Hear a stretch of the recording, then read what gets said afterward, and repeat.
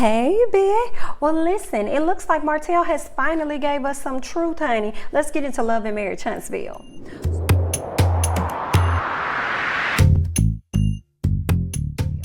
So the show picks up where we left off at Destiny's Halloween voter registration event. We see Marceau, Maurice, Tisha, Kimmy, and Destiny all standing outside, just, conversing amongst each other, right? Tisha says that she is so shocked to see that Kimmy and Destiny are actually getting along, but she's surprised that she would even think that, considering the fact that they have so much in common. Kimmy goes on to say how Destiny is cool AF. Destiny says she's always been cool AF. Tisha decides to hop in and tell Maurice, listen, I wanted to let you know that I actually had a conversation at the podcast. I was talking to Kimmy about the fiasco that took place with Jalen and how she handled my mama and stuff. And Kimmy was like, wait a minute, girl, why is you telling my husband this information? Like, what is the purpose of that? Tisha said, oh, girl, I just want to make sure that he know that we good. We see each other, like we good or whatever. And so Destiny decides to ask about Wanda. Marceau says, girl, don't bring up Miss Wanda, okay? Because she has already been sanctioned from all events according to Miss Kimmy. Kimmy said, wait a minute, boo. That came out your mouth, not mine. Don't put that shit on me. Don't you? I'm not Tisha. Don't put that on me, okay? Let's be very clear. Marceau says, well, whatever she said, that's what she meant, period. Tisha goes on to say, well, that's what I wanted to have a conversation about, because I didn't understand when he told me that. I kind of felt the way because it's like, she's a family. Family should always be invited. Okay, let's move back the curtains and bring you forward so you can hear us very clearly, Miss Tisha, girl. That's not family, that's your family, okay? Y'all are actually cool. Y'all actually deal with each other due to y'all both being married into the family. But that does not mean Miss Wanda's family is your family. If Kimmy has sisters and brothers, that don't automatically make them your family.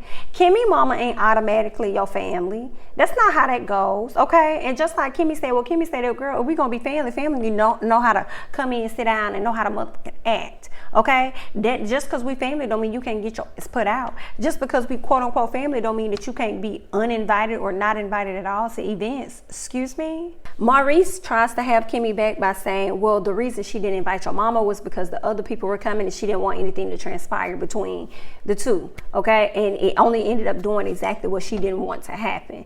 So then Tisha goes on to say she thinks that Kimmy was being rude when her mom arrived, and Marceau was trying to take on Tisha's side, support her, and Kimmy was just like, girl, no.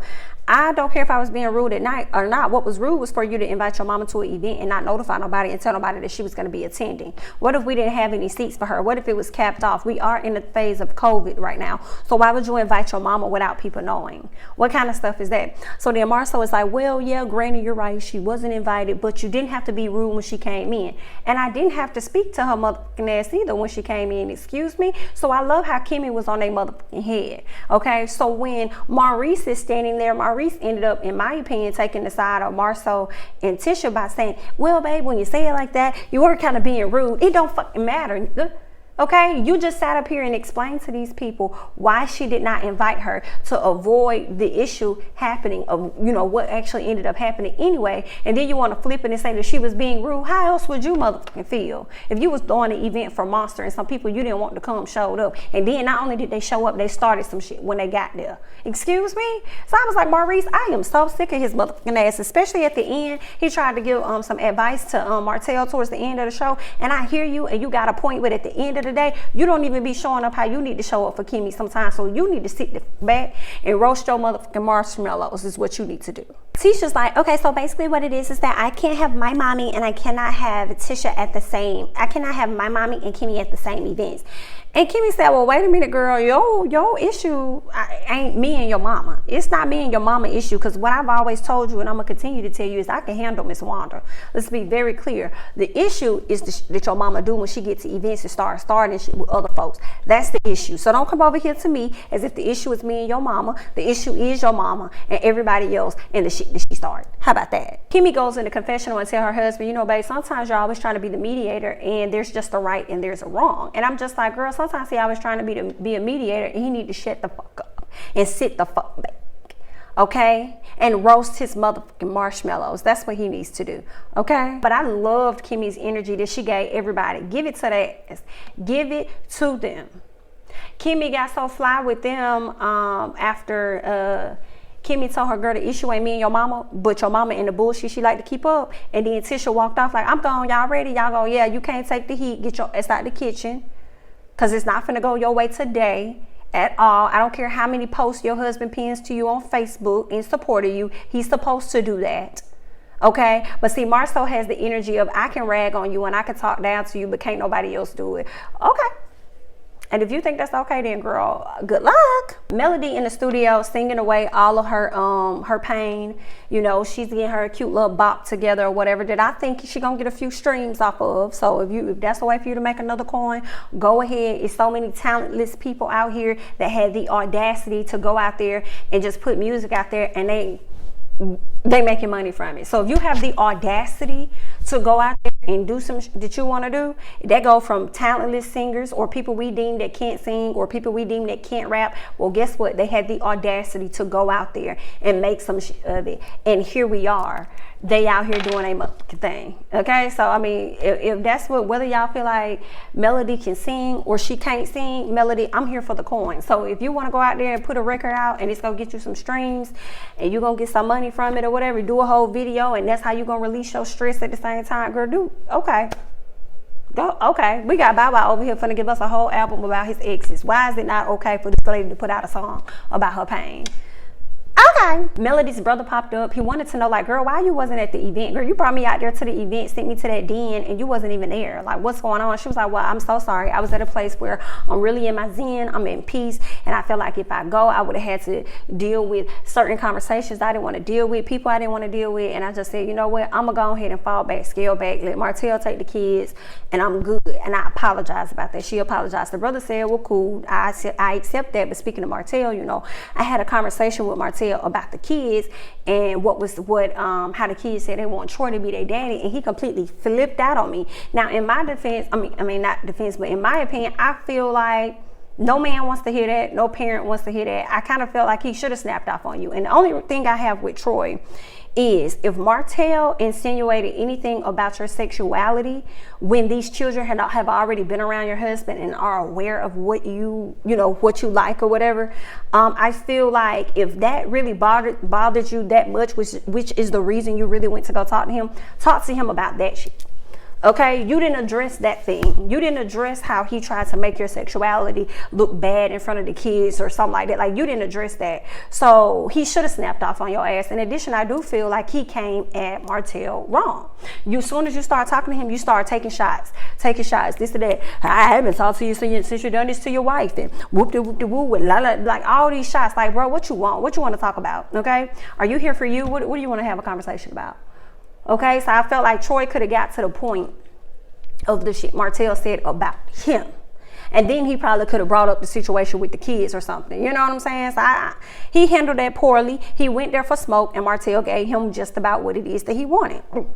And they feel like, Melody and her brother feel like in the moment, Martell should have took some time to think about that. Like, somebody coming at you, they keep coming at you being slick with you, just about whatever, any little slick thing they can say about what's going on in your life, and then they tell you something about your child, or your child called somebody else daddy. You really want them to take that time out in that moment to think and be like, you're cussing, you're snapping on me, you're being very fly.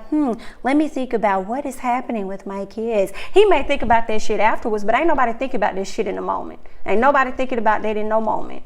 Not at all. And how he told the story for me, but her brother told the story as though he told the story as though he went to him concerned, and he went to him like, no, you went to his ass fly as hell. So, like I said, you came to him with some smoke, and he damn near gave you what you was looking for. So we see Mama Wanda at the house cooking for the kids. I'm talking about some good home cooked meal for them kids. She had a baby in her arms. I'm like, girl, who baby is this? Tisha ain't had no new baby. Who is this baby she right here rocking? I guess it's somebody's child, but it wasn't Tisha's, couldn't have been. So Marceau comes in. He wants to sit down and have a conversation with her. Pretty much talk to her about everything that happened at Jalen's party and how she's been sanctioned from the events. And Wanda couldn't say the word sanctioned. She was like, sanction, what's that? What that word? What was that you said? So he tells her, like, you know, her actions was wrong. She should have just sat there at the table, especially being an uninvited guest. And she said she had some things that she needed to say because she didn't know when she would see Mel or Martell again. So she said God led her. He said, don't put this on the Lord. I was like, please don't put it on the Lord, Wanda. That was all on you. That was you. You just sat up here and you was talking shit about this lady to your daughter and her husband. Then you constantly been saying things on social media about these people, and you want me to believe that God led you to go and have a conversation. See, you type of people, I won't want to have no conversation with you ever at all. Because any little piece of me confiding in you will be twisted, turned around, and a gossip something for you and your friends, okay? No, ma'am. We've seen your works, not at all. He talks about how, like, Kimmy had an issue with this. She was like, well, if Kimmy had an issue, Kimmy should have came to me. She wouldn't even out there when all that shit happened. He done sat up there and called me a motherfucker bitch. You think I ain't gonna say nothing? You motherfucking right, I was mad. I don't care. And if Kimmy was mad, then it is what it is. But he ain't finna call me what he wanna call me a thing that it ain't no action behind it. Excuse me. I was like, okay, Wanda. Marcel says, well, I just don't want nobody disrespecting you. She was like, well, honey, you ain't ever got to worry about somebody disrespecting me. What I need you to do is step the back. Okay, that's what you need to do. You need to step the back and let me take care of myself. So he continuing to try to talk to her. And she was like, see, that's your motherfucking problem. See, you think that I'm Tisha and I ain't none of motherfucking Tisha. See, that's why I don't like you now. And he was like, wow, so you sitting up in my house, okay, you know, my food, using up my electricity and all this other shit, my water and shit. And then you want to sit up here and tell me that you don't like me. She was like, well, I said what I said, and what did you finna do? Marcel's like, listen, I just want you to understand, when you go out here and you behave in a certain manner, you leave your daughter and me to have to answer and deal with the consequences of your mother actions. This is all that we trying to tell you. Wait, if there's an issue, then why my daughter ain't never come to me? Because she doesn't want to have this conversation with you. If there's an issue, then why my daughter ain't never come to me? Because she doesn't want to have this conversation with you. Obviously, you make her feel some type of way, which is why she don't want to have an issue. She was just crying about this shit the other day. Well, I ain't know nothing about it. She ain't come to me and say that. So I don't know what's going on with Miss Wanda, but hopefully as she watched the show, she see the error of her ways. And the whole time Marceau was trying to get her to understand, she wanted to talk over him, she wanted to talk, and it's like, see, that's the problem right there, Miss Wanda. You never like to listen to nobody, and you think how you feel is the only way to go, is the only feeling to have. You always right. And that's another part of the problem as well. Like, you ain't finna shut up and let this man try and tell you, girl. So we see Kimmy, Maurice, Marceau, and Martell, they all go, you know, they're gonna do this whole camping trip. So they going shopping, but Kimmy said she's going along only so she can monitor how much money her man spend, because he been spending too much money. But obviously that's gonna end up being purposeless anyway. Martell goes over to Kimmy to apologize to her about his actions and ruining her event for her son, and she said, nah, it's all good. You know, we just gotta move forward and we just gotta figure out a way of fixing things. Like, I know I got some stuff I gotta fix, so I think that's just where our focus needs to be right now. But how's everything going with you? How is Mel? Like, what's up? Why did she show up to Destiny's event? What's going on? He says, I don't really know why she didn't show up or whatever, but I will say this, I'm just really looking forward to this camping trip. You know, I just really need some time to get away, get my mind right, and, you know, do a little bit of venting, you know, when I'm with the guys. And she said, venting when you with the guys, honey, you should have did that with them a long time ago instead of running your to social media. But here go Martell bringing up Mel back into it, saying Mel started it on social media, so he wanted to, you know, do the same thing on social media. So it's like, okay then, Martell. All right. Kimmy goes on to say, well, I heard that Mel's brother was there. Like, it didn't go too well. What all happened? He was like, well, you know, when he came to approach me, he wanted to bring up something about the kids, some shit that you should never tell no father about their kids, about how they want to call his man daddy and all this other stuff. Like, I ain't like this shit. So I was about to cuss his, I cussed his ass the fuck out. I told him if he said it again, I'm going to beat his motherfucking ass, period. And Kimmy was just like, whew, that's a lot, honey. I'm so glad I don't have that drama in my life. I am so glad. But I will tell you this, honey. Your kids are affected by the actions of what you do and what you have done and what you'll continue to do. Like, those kids are affected, and not just the kids. Like, everybody's affected. The family, the friends, the babies. Like, everybody's affected by these actions. So I don't know what to tell you, but you're going to have to figure some things out and do better, because you've been really fucking up, so just do better. Now, meanwhile, we can see Maurice and Marceau talking, and he's like, oh, I see you, Maurice talking to Marceau, like, I see you back cool with Martell, I'm surprised or whatever. Marceau says, well, you know, Chris came by the shop, and he was trying to offer me a deal to do, like, some development on this land, but the land happens to be the 47 acres that Martell owns. But I'm going to tell you like this, I got my one eye open. You know, it'll be a great opportunity. You know, I want to build some things on that side of town, but we we see each other, okay? I mean, you know, I'm just gonna see how I go. Keep my eyes on it, because you already know I know Martell for his words. So we just gonna see. Mel and her kids link up with Ima, you know, the lady that was doing the play and stuff. So they go sit down. First of all, they got there during the daytime. Ima ass ain't get there tonight. I was like, oh, and it's raining, honey. You got these kids out here in the rain trying to film. Y'all wrong for that. So Ima is up there talking. Mel's daughter bust out and said, honey, who is Elijah? She's asking Ima, girl, who is that? Who is Elijah? She said, oh, that's my son. She was like, well, where he at? No, her son, Mel's son said, well, why he don't live with you? Where he at? You know, she was like, oh, he lives with his dad, you know, well, he doesn't live with me because, you know, we got a divorce or whatever. And that's when the baby girl, not the baby, okay, it's so many M's. You got M number 1, which is the oldest, M number 2, which is baby Martell, and then M number 3. M number 3 was like, honey, so y'all doing what my parents doing, which is going back and forth, okay? And so that's when Ima decided to drill into asking the kids questions, because Melody felt like Ima has helped her get through a lot since she's been going through this situation with Martell, and she's hoping that she can help out her kids as well, sort out their feelings as it pertains to the divorce and the separation and everything. And she asked, you know, M number 3, like, honey, how are you feeling about the divorce and not being, you know, your parents not being together? And she was like, I feel, so her daughter doesn't like it. Her daughter, she asked the little girl, who would you rather be with? The girl said, I want to be with Ice Cream Boy. I said, not Ice Cream Boy. Not Ice Cream Boy, honey. So little mama said she want to be with her daddy because he always get her Rocky Road ice cream or something. But the other two, you know, the son says that he wants to be with his mama because he doesn't like to see his mama sad. He always wants to be see her be happy. He wants to be there to protect her and everything.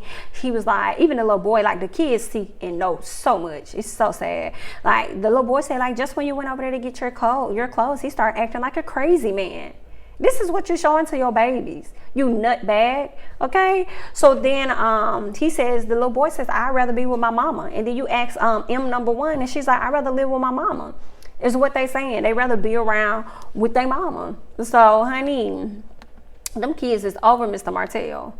They is over this man and his actions, because also, I mean, like I said, you know, kids are aware of a lot. They see what's going on. Not only do they see what's going on, they hear what's going on, and they are also highly aware that the reason for the breaking up of the family is because of their father. So they definitely looking at him different. Like, we can have our whole family together had daddy not done what he done. So when he gets older, he's gonna, or when those kids get older, he gonna have to deal with that. He's truly like, I don't know what you need to do in this moment right now to prevent it, but when they get older, they're going to be on your ass. It's going to be real interesting. Like, it's good that he's still being present, but I still feel like those kids may act out based on the actions of what their dad did, on top of the fact that not only do their parents have to live this life on national TV, these children do too, because their faces are now exposed on national TV. So people are going to see all of this. So it's like, girl, I feel like both of the parents going to have a lot of work to do when it comes to them kids. So, good luck. So we get to the camping trip. You got Maurice, you got Cedric, and you have Martell. I'm surprised that what's his name? LeBaron, what's Destiny? What was Destiny's husband at? Why he ain't come? Okay, he ain't trying to be seen on TV. Honey, I'm gonna tell you right now, sir, if you have any tea out there that is likely to be spilled, it's gonna be spilled out, period. Okay, you not showing your face on TV, it's not gonna keep anything back. Just want to let you know. But okay. So he wasn't there, but we saw Cedric, we saw you know, Maurice and Martell. We saw them trying to get everything together with setting up their location where they're gonna be and stuff. And Cedric and Martell had a conversation. He asked them, like, how's everything going with the divorce? You know, he started talking to him about that. Cedric said that he went through a divorce as a child as well, and he was roughly around the same ages as Martell kids, he and his siblings, and he talked about how it really, really affected him, and told Martell how he needs to pay close attention to the emotions of his kids and the different waves, I guess you could say, of what they're going to go through, like the up and downs of emotions that they're going to go through, because he had to go through it. So it's good to have a friend that lived that experience that could give insight to you on how to handle that experience. And that's what he needs in this moment, because I'm telling you, them kids going to show that they're going to be on his ass. Please hear what I say. They're going to be acting out. They're going to be showing, like, you better be glad. You better keep Cedric close to the vest, honey, so he can try and guide you and help you. In addition to that, Cedric is always a more level-headed person for the most part out of the bunch anyway. So you want to always keep that type of person on your team. So they continuing to wait on Marcel because Marcel has yet to arrive. So they're all sitting around, you know, talking about life, talking about their wives and all this other stuff. They bring up Martell. Martell says that he thinks it's over for he and Melody. He would love to be with Melody, but he doesn't think it's ever gonna happen. And then they move on from there, and they just pretty much get down to the nitty gritty. Like, yo, we heard about a baby. Like, is this your child? And he said, well, based on how the dates and everything line up, like, yeah, there is a baby, and yeah, it appears that it is my child. And so when they heard that, they didn't know what to say. They tried to support him by saying congratulations, trying not to make him feel dumb, but he knows this is a game changer. Not only was you messing with this lady for years, she wanted you to stop countless of occasions, but you continue to come up with situations in your mind to give yourself an excuse that it was okay for you to continue to go out and mess with this woman. Meanwhile, trying to keep up with the persona and the image that you and Melody had as the public saw y'all. But the whole time your heart has really been over here with this other lady. A mess. So he knows that it's over. He knows that it's a wrap. Like, 5 years, you've been dealing with this lady. She's been asking you to stop, move on. For a woman to even ask you to leave this lady alone and continue to be married, like, that was grace right there. No, she should not have no grace or no mercy on your ass at this point. And then you turn around and you got her pregnant. You got this girl pregnant. So somewhere during the quarantine when Melody was complaining about you not being at the house and you being away, that's what you was over there doing, and that's what you was over there dealing with. And then you gonna tell this lady that you got somebody else pregnant on Mother's Day? Baby, oh my God. Yeah, you on X Games mode, honey. Listen, it's over. It's definitely over. She shouldn't have to stick around for none of this. Definitely over. And the sad part is side mama think that she and side baby got a prize, and you don't. You don't. Good luck. It's only going to be a matter of time before he finds somebody else. And I don't think Martell's going to want to get married again. And I also feel like once he's truly divorced, he really can be out here and do what he want to do. And his main thing is, as long as he take care of his kids and be there for his kids, girl, I don't see him get married to this other girl. But okay, honey, good luck. But yeah, Martell is over. Yeah, that's why he was saying it was over. But when they opened up more and they learned that, yeah, he really do have a child on the way, they see like, yeah, it's a done deal for sure. And Martell tells them like, yeah, I don't expect this information to leave the table with us. And I'm kind of like, honey, Maurice is gonna tell it. If Cedric don't tell, Maurice is gonna tell. Okay, so you could think that it's not gonna go nowhere, but we just gonna see if they're gonna show it on TV. Okay, because it looks like we still waiting on the episode from when Mel tells him, congratulations, I heard your mama said you got a baby on the way. Now they did a preview for it a few weeks ago. I really feel like they did a preview 2 weeks ago that was supposed to show on last week's episode, but we never saw that. So maybe that's a clip that's going to be forthcoming. So it's going to be as though, I guess, Melody's the one telling everybody, IDK.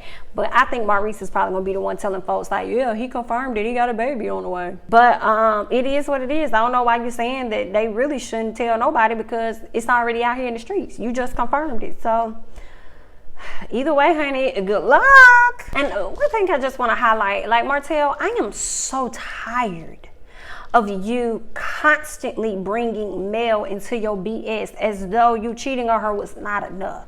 But every time something happens, it's, well, Mel put the information out there. Mel told everybody I was cheating. Well, Mel told everybody about the baby rumors. Well, Mel did this. It's like, nigga, we ain't on her though. Whether she did it or not, we not on her. We're on you. We own you. So stand in your shit. We only want to hear about you. You don't have to bring nobody else into this so they can try and look as bad as you look. You look bad enough. Okay? Stand in your shit. Mel gonna have to figure her shit out on her own. Figure yours out. Tired of this shit. But that's all I got, y'all. I'm Jamie, that's me. Don't forget to like, comment, subscribe, share my videos, and I'll catch you guys in the next one. Bye-bye.